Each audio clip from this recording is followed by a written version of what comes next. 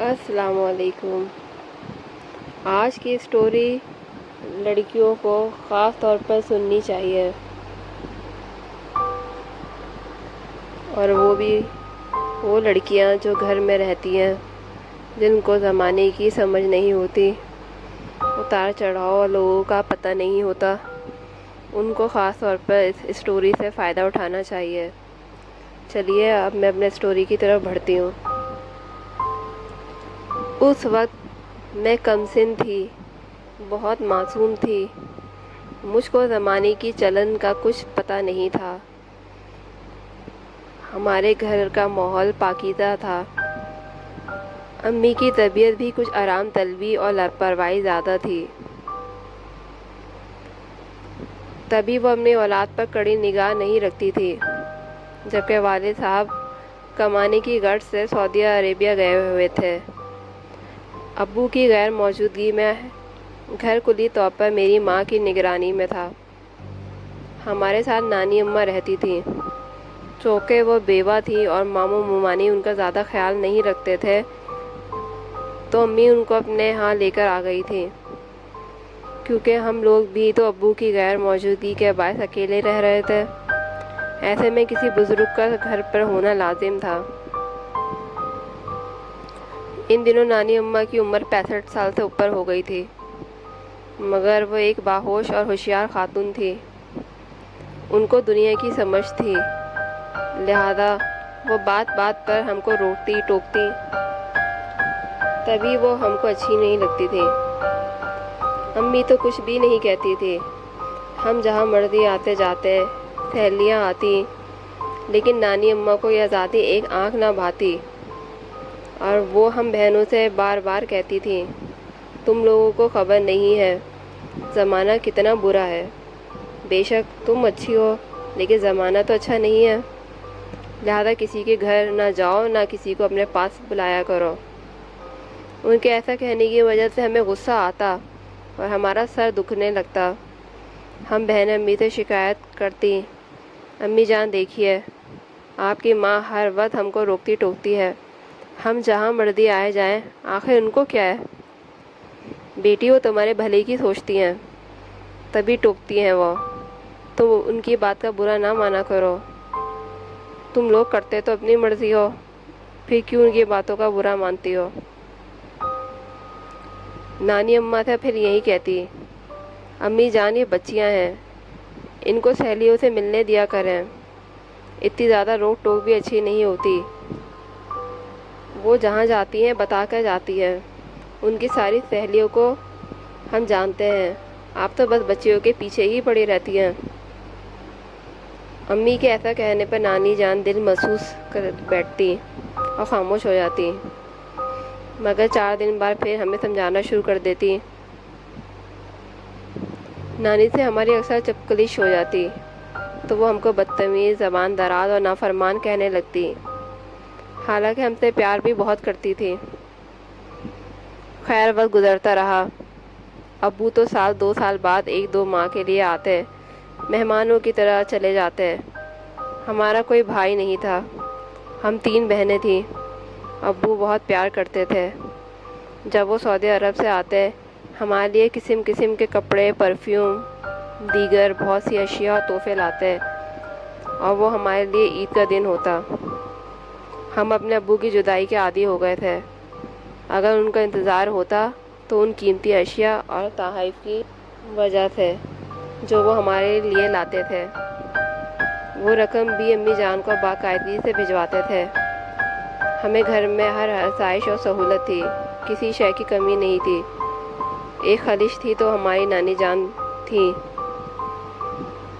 جن کی باتیں چین سکون چھین لیتی تھیں، اور ہم لوگ اکثر ان کو غصے میں کہہ اٹھتے ہیں کہ نانی جان، جب آپ کے بیٹے موجود ہیں تو ان کے گھر جا کر کیوں نہیں رہتی آپ؟ ہمارے ہاں کیوں رہتی ہیں؟ اس بات پر البتہ ہماری امی غصہ ہو جاتی اور ہم کو ڈانٹتی تھی، لڑکیوں ہوش کی دوا کیا کرو، کیا باتیں کرتی ہو؟ وہ ہمارے بھلے کو ہماری خاطر اپنا گھر چھوڑ کر یہاں رہ رہی ہیں، کیونکہ ہم لوگ تمہارے ابو کے پردیس میں ہونے کی وجہ سے اکیلے رہتے ہیں۔ اگر کوئی بزرگ گھر میں نہ ہو تو لوگ باتیں بنانے لگتے ہیں، خبردار جو تم نے آئندہ میری ماں سے ایسی ویسی بات کی۔ انہی دنوں میری بڑی بہن ناہید نے میٹرک پاس کر لیا۔ ابو بھی آنے والے تھے۔ امی نے اس کی شادی کی تاریخ ٹھہرا دی اور پھر باجی ناہید بیاہ کر کے اپنے پیا گھر چلی گئیں۔ ان کی شادی ابو کے چچا زاد بھائی کے بیٹے سے ہوئی۔ میری اور ناہید کی بہت بنتی تھی کیونکہ وہ میری بہن ہی نہیں دوست بھی تھی اور ہم گھنٹوں آپس میں باتیں کیا کرتے تھے۔ ناہید مجھ سے صرف 2 سال بڑی تھی جبکہ چھوٹی بہن ادرا اور مجھ میں 5 سال کا فرق تھا۔ اسی وجہ سے میں اپنی بڑی بہن کے زیادہ قریب تھی، اس کو باجی بھی نہیں کہتی تھی۔ ناہید کے بیاہ کے بعد میں تنہا ہو گئی۔ ادرا سے پیار کرتی تھی مگر وہ ذہنی لحاظ سے پیچھے تھی۔ میں اس کے ساتھ اپنا کوئی معاملہ شیئر نہیں کر سکتی تھی اور زیادہ باتیں نہیں کرتی تھی۔ وہ بہت جلد برا مان جاتی تھی، اس کو منانا پڑتا تھا۔ یہ صورتحال مجھے ناپسند تھی مگر کیا کر سکتی تھی۔ چھوٹی بہن کا ناز نہ اٹھاؤ تو امی اور نانی ناراض ہو جاتی۔ غرض ان دنوں میں بڑی الجھن اور شدید ذہنی دباؤ کا شکار تھی۔ اسی وجہ سے میں نے اپنی ایک سہیلی کے گھر بھی جانا شروع کر دیا تھا، جبکہ نانی نے اس بات پر خواہ مخواہ میرا پیچھا لے لیا کہ تم فاخرہ سے نہ ملا کرو، وہ اچھی لڑکی نہیں ہے۔ فاخرہ اچھی لڑکی تھی، بس اس میں خرابی یہ تھی کہ ذرا بے باک اور منہ پھٹتی، بات جو نہ بھی کہنی ہوتی وہ کہہ دیتی، کوئی بڑا ہو یا چھوٹا وہ لحاظ نہیں کرتی تھی۔ کئی بار اس نے نانی کو بھی کہہ دیا کہ آپ خواہ مخواہ جویریہ پر شک کرتی ہیں، حالانکہ اس کی آج تک کسی لڑکے سے شناسائی ہے نہ دوستی، تو پھر کیوں آپ اس پر پابندیاں لگاتی ہیں؟ یاد رکھیے، لڑکیاں زیادہ پابندیاں لگانے سے خراب ہو جاتی ہیں کیونکہ وہ گھٹن کا شکار ہو جاتی ہیں۔ یہ بات صحیح تھی یا غلط؟ مگر فاخرہ کے کہنے کا انداز صحیح نہیں تھا، جس کی وجہ سے نانی جان امی کے سامنے واویلا کرتی تھی کہ یہ لڑکی خراب ہے، اسے گھر مت آنے دیا کرو، یہ ہماری جویریہ کو بھی خراب کر دے گی۔ ابھی یہ قصہ چل ہی رہا تھا کہ ہماری نانی جان واقعی شک کے مرض میں مبتلا ہو گئیں۔ ان کو فاخرہ کے آنے اور مجھ سے ملنے پر ہی اعتراض نہیں تھا، اب وہ ہر کسی کو شک کی نگاہ سے دیکھتی۔ ہماری عادت تھی جب فاخرہ آتی تو ہم دونوں چھت پر چلے جاتے اور وہاں بیٹھ کر باتیں کیا کرتے تھے۔ یہ بات بھی ہماری نانی کو ایک آنکھ نہ بھاتی تھی اور وہ اکثر کہتی کہ جب یہ آتی ہے تو تم چھت پر کیوں چلی جاتی ہو، یہاں سامنے بیٹھ کر باتیں کیوں نہیں کرتی ہو؟ آخر ایسی کیا باتیں ہوتی ہیں جو تم لوگ سامنے بیٹھ کر نہیں کر سکتے؟ ضرور دال میں کچھ کالا ہے۔ ویسے بھی لڑکیوں کا چھت پر جانا ٹھیک نہیں ہوتا، تم اکیلی بھی اوپر مت جایا کرو۔ ایسی کوئی بات نہیں تھی، لہذا نانی جان کا یوں اعتراض کرنا کھل جاتا اور میں ان کی باتوں کو فضول جان کر چی بجبی ہو جاتی۔ کبھی کبھی تو چلا بھی اٹھتی، تب امی مجھ کو ڈانٹتی کہ تم بزرگوں کا ادب نہیں کرتی ہو، دیکھو تمہاری نانی جان کتنی عمر رسیدہ ہے اور تم ان کے سامنے اونچا بولتی ہو، یہ بڑی بے ادبی کی بات ہے، ایسا مت کیا کرو۔ امی کو میں سمجھانے کی کوشش کرتی کہ امی ایسی ویسی کوئی بات نہیں، میں چھت پر صرف اس لیے جاتی ہوں کہ گھر میں دل گھٹتا ہے اور بوریت ہوتی ہے، تو چھت پر جا کر ایک خوشگواری کا احساس ہونے لگتا ہے، اور وہاں کیا ہے، وہاں آدم زاد یا پری زاد تو نہیں ہے، اگر کوئی جن بھوت ہیں بھی تو میں نے ان کو آج تک نہیں دیکھا۔ غرض کہ ایسی ہی بے سر و پا چھوٹی چھوٹی باتوں پر ہماری نانی نے ماحول کو اذیت ناک بنا رکھا تھا۔ ان کو ہمارے باہر جانے پر، سہیلیوں سے ملنے پر ہی تکلیف نہیں تھی، اگر ہم گھر میں بال کھول لیتے، فیشن کر لیتے تو فوراً کہہ اٹھتی، ایسے طور طریقے اچھی لڑکیوں کے نہیں ہوتے، ایسا خراب لڑکیاں کرتی ہیں، بھلا گھر میں فیشن کرنے، بال بنانے یا لپسٹک لگانے کی کیا تک ہے، کس کو دکھانا ہے یہ فیشن؟ گویا خود کو بنانا سنوارنا اپنا دل خوش کرنے کے لیے نہیں تھا، ان کی منطق کے مطابق کسی اور کو دکھانے یا پھر کسی غیر کا دل خوش کرنے کے لیے تھا۔ میں نانی ماں سے بہت تنگ آ گئی تھی اور چڑھنے لگی تھی۔ اب میں نے ان کو جلانے کی خاطر ہر وہ کام کرنے شروع کر دیے جن سے انہیں غصہ آئے۔ دراصل یہ میری کم سنی کے دن تھے، ان کی اچھی سوچوں کو نہیں سمجھ پا رہی تھی، تو وہ بھی میری کم سنی کے تقاضوں کو نہیں سمجھ پا رہے تھے۔ تبھی میرے ان کے درمیان کھنچاؤ بڑھا اور مقابلے کی کیفیت پیدا ہو گئی۔ اب چاہیے یہ تھا کہ امی جان سمجھداری سے کام لیتی، ان کو در پردہ سمجھاتی کہ اتنا زیادہ پیچھے نہ پڑے، اور مجھ کو ڈانٹ ڈپٹ کر کنٹرول کر لیتی۔ زمانے کی اونچ نیچ سمجھانے کا کام اگر امی خود اپنے ذمے لے لیتی تو ہمارا بھلا ہوتا، اور نانی جان سے بھی ہم لوگ الرجک نہ ہوتے۔ مانتی ہوں کہ ذرا سی ہماری تکلیف پر نانی جان تڑپ اٹھتی تھی۔ وہ امی سے زیادہ ہمارے آرام کا دھیان رکھتی تھی، ہمارے 100 کام کر دیتی تھی، لیکن ان کی طبیعت ایسی تھی کہ شک کرتی اور ہم کو ادھر ادھر جھانکنے نہ دیتی۔ امی کا مزاج اپنی ماں سے قطعی مختلف تھا۔ ہم جتنی آزادی چاہتے تھے وہ منع نہیں کرتی تھی۔ اکیلے بازار جانے اور شاپنگ کرنے کی اجازت مل جاتی، غرض کسی بات کو منع نہیں کرتی تھی۔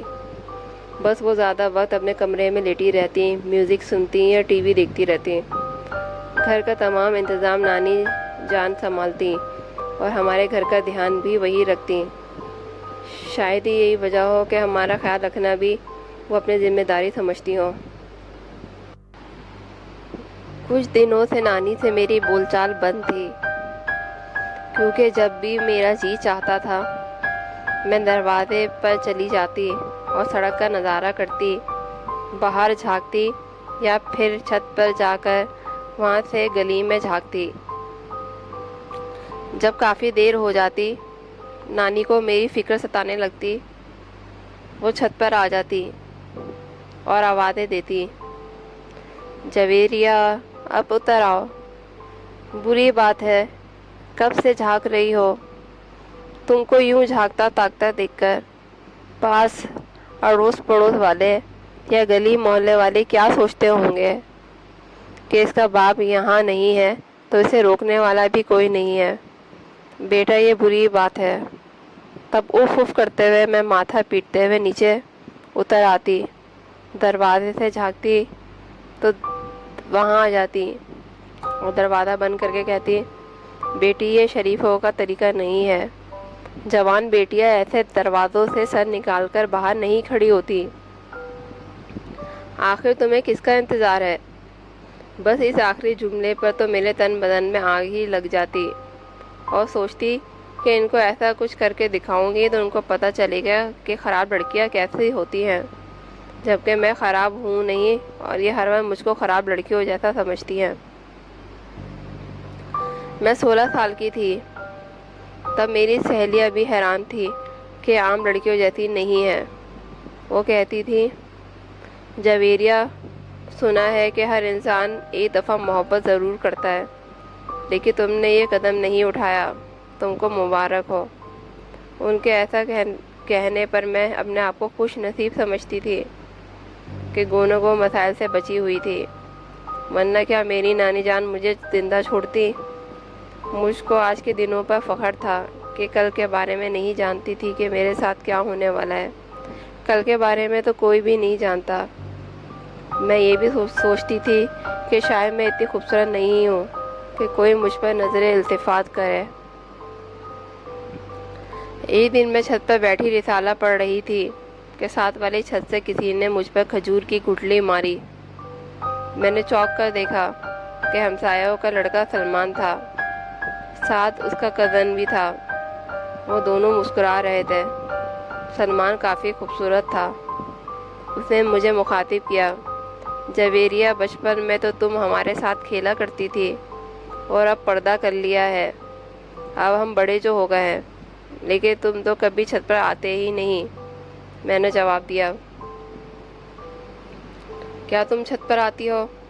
ہاں اکثر، مگر ہماری نانی جان بہت کرتی ہیں۔ ابھی میں نے اتنا ہی کہا تھا کہ نانی جان اوپر آ گئیں اور انہوں نے سلمان کا یہ فقرہ سن لیا۔ وہ کہہ رہا تھا کہ اب میں روز چھت پر آیا کروں گا، لیکن تم کو بھی آنا ہوگا۔ میں نے اس کی بات کا جواب دینے سے پہلے ہی مڑ کر دیکھا، نانی جان خشمگین نگاہوں سے گھور رہی تھی۔ پھر انہوں نے مجھ کو سختی سے بازو سے پکڑا اور کھینچتے ہوئے نیچے لے گئیں، کیونکہ آج ان کی مراد بر آئی تھی، گویا میری چوری پکڑ لی تھی۔ ایک مجرم کی طرح میں امی کے آگے سر جھکائے ہوئے کھڑی تھی اور نانی جان برس رہی تھی۔ اسی لیے کہتی تھی کہ چھت پر نہ بھیجا کرو، اب دیکھ لو اپنی بیٹی کے کرتوت۔ ساتھ والے لڑکے سے باتیں کر رہی تھی، میں نے خود سنا ہے، وہ یہ کہہ رہا تھا کہ روز شام کو چھت پر آیا کرو۔ اب بتاؤ بی بی، کیا یہ اچھی بات ہے؟ میں تو روز ہی کہتی تھی کہ اسے روکو، مجھے پتا تھا کہ دال میں کچھ کالا ہے، تبھی یہ منع کرنے کے باوجود جاتی تھی۔ اور وہاں دوسرا لڑکا بھی تھا، یہ دونوں سہیلیاں تبھی اکٹھے اوپر جا کر گھنٹوں گم ہو جایا کرتی تھی۔ باخدا کوئی بات ایسی نہ تھی، وہ محض اتفاق تھا۔ پہلی بار سلمان سے سامنا ہوا تھا، مگر اب میں اپنی صفائی میں کہتی بھی تو کیا، نانی جان نے تو مجھے ان کی دانش میں رنگے ہاتھوں پکڑ لیا تھا۔ امی نے اس بات کو پھر بھی سنجیدگی سے نہیں لیا، بلکہ نانی سے کہا کہ اب اس کا بازو تو چھوڑ دیں، آئندہ اوپر نہیں جائے گی، میں منع کر دوں گی۔ ماں نے میری طرفداری کی تو میں نے بھی نانی کو جلانے کی خاطر کہہ دیا۔ کیا کروں نانی جان، سلمان کا باتیں کرنے کا انداز ہی اتنا اچھا ہے کہ میں اس کی باتوں میں کھو کر رہ جاتی ہوں۔ یہ سن کر نانی نے اپنا سر پیٹ لیا، تلملا کر بولی، ہے اس لیے کہتے ہیں نا کہ محبت اندھی ہوتی ہے، یہ لڑکی بھی اب اندھی ہو گئی ہے، ماں اور نانی کے سامنے ایسا کہہ رہی ہے۔ ارے بے لحاظ ڈوب مرنے کا مقام ہے اور تو کھڑی ہنس رہی ہے، کیا کوئی کارنامہ انجام دے دیا ہے تو نے؟ بس کرو امی، میری امی بولی، بچیوں سے کوئی اس طرح بھی نپٹتا ہے؟ آپ نے بھی حد کر دی ہے۔ اور مجھے کہا بیٹا تو چھت پر کیوں گئی تھی؟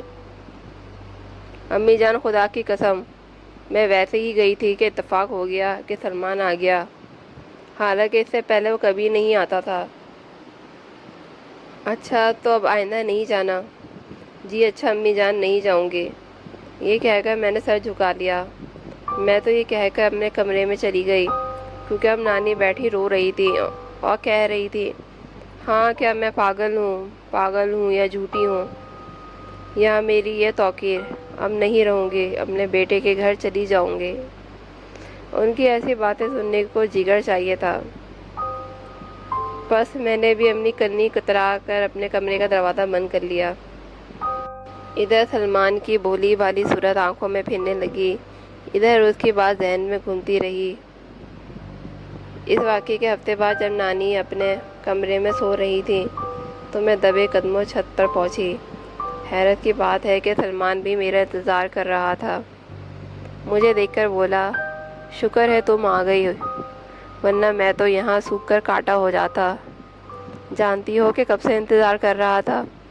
کئی گھنٹوں سے، اور روز یوں ہی میں تمہارا انتظار کرتا رہوں گا۔ سلمان میں نہیں آ سکتی، تم میرا انتظار مت کیا کرو۔ تم کو معلوم ہے کہ اس دن نانی نے میرے ساتھ کیا سلوک کیا۔ اگر چھت پر نہیں آنا تو پھر میرے گھر آ جاؤ۔ گھر آؤں؟ وہ کیسے؟ ارے بھائی اپنا دروازہ کھول کر۔ میں بھی اپنا دروازہ کھول دیتا ہوں، بس 5 منٹ کے لیے آ جاؤ۔ دیکھو اگر نہیں آؤ گی تو میں تمہارے گھر آ جاؤں گا۔ نہیں تم مت آنا، ورنہ نانی جان مجھ کو جان سے مار ڈالیں گی۔ تو تم ہی آ جاؤ۔ اور تمہارے گھر والے؟ میں نے سوال کیا۔ امی دوا کھا کر 4 گھنٹے تک سوتی رہتی ہیں، گھر میں کوئی نہیں۔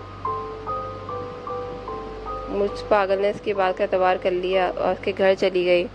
پل بھر کے لیے بھی نہیں سوچا کہ اس طرح جانے سے بدنامی ہوگی۔ جب اس کے گھر گئی تو چکرا کے رہ گئی۔ اس نے اپنے کزن بلا رکھے تھے۔ جب میں اندر گئی تو 4 لڑکے بیٹھے ہوئے تھے، اور میں نہ اندر جا سکتی تھی اور نہ باہر، کہ اس نے گیٹ پر تالا ڈال دیا تھا۔ تب میں نے اپنا حوصلہ بلند کیا اور بیٹھ گئی جا کر اس کے کمرے میں۔ جب میں باہر نکلی تو محلے کے کافی لوگ گلی میں تھے، جنہوں نے مجھے اس کے گھر سے نکلتے ہوئے دیکھ لیا تھا۔ میں نے کسی سے بھی نظریں نہ ملائی اور نگاہیں جھکا کر نکلی۔ وہ مجھ کو میرے گھر کے دروازے تک چھوڑنے آیا اور پھر میں جلدی سے اپنے گھر میں داخل ہوئی۔ میری بدنامی نہ ہوتی اگر گھر میں اس کی والدہ ہوتی یا پھر اس کے کزن نہ ہوتے، मगर जो लड़के घर में थे उन्होंने बाहर जाकर सारे मोहल्ले के लड़कों को बता दिया कि सलमान की वालदा घर पर नहीं थी, तब जवेरिया आई थी। मोहल्ले वालों ने भी मुझे अपनी आंखों से उसके घर से निकलते देख लिया था। बस तो फिर हर लड़की की ज़बान पर मेरे चर्चे थे और मैं अपना मुंह किसी को भी दिखाने के काबिल ना रही थी। जिन लड़कों ने खुद मुझे सलमान के घर से निकलते हुए देखा था, उनको इल्म था कि सलमान के कज़न जो कुछ मेरे बारे में कह रहे हैं वह वाकई सही है।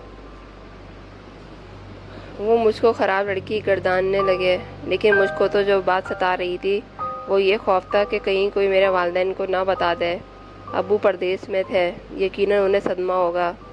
अम्मी अब्बू को तो किसी ने नहीं बताया, मगर मैं जब कहीं जाती मोहल्ले के लड़के मेरी मोहब्बत का मजाक उड़ाते और तरह तरह की बातें करते, तंग करते, आवाज़ें कसते, तो मैं अपनी किस्मत पर रोती। इन दिनों में इतना रोती थी कि बता नहीं सकती थी। खैर, जब मौका मिलता नानी सो जाती, मैं छत का चक्कर लगा लेती और वो आकर मुझसे बात कर लेता। अब मुझे ये डर था कि कहीं हम बिछड़ ना जाए, क्योंकि वो मुतवस्सित तबके का था और हम काफ़ी अमीर थे। एक दिन पता चला कि सलमान की मंगनी हो रही है। ये खबर सुनी तो दिल बैठ गया। तब जाना कि मुझे भी वो रोग लग गया है जिसका तज़किरा मेरी सहेलियाँ एक दूसरे से किया करती थी। मैं बहुत परेशान हुई। अब नानी जान की कदर आई कि वो जो बात करती थी हमारे भले को करती थी, सही करती थी कि ऐसे रोग लड़कियों की ज़िंदगी बर्बाद कर देते हैं। दिल की खलिश को मिटाने को मैंने अपनी छोटी बहन को राज़दार बनाया और सलमान के पास भेजा कि उससे पूछे कि तुमने मेरी बहन से क्यों बेवफाई की है। मैं तुम्हारी बहन से प्यार नहीं करता और मेरी मंगनी मेरी कज़न से हो रही है, उसी से शादी करनी है। ये उसका जवाब था। उसका जवाब सुनकर मैं बहुत रोई। सोच भी नहीं सकती थी कि वो मेरे एहसास को मजाक समझेगा। ये ऐसा मेरे दिल को सदमा पहुंचा और मुझको जज्बाती धचका लगा कि आज तक पछताती हूँ कि उसके घर क्यों गई थी।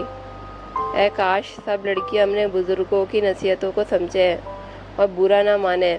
इसी में आफियत है, वरना मुफ्त का रोग और दिल की अजियत सहनी पड़ती है। आज की कहानी ख़त्म हुई, लेकिन जाने से पहले मैं ये कहना चाहती हूँ कि प्लीज़ मेरा चैनल सब्सक्राइब कर लें और अपने दोस्तों से भी करवा दें। मैं शुक्रगुज़ार रहूँगी। अल्लाह हाफ़िज़।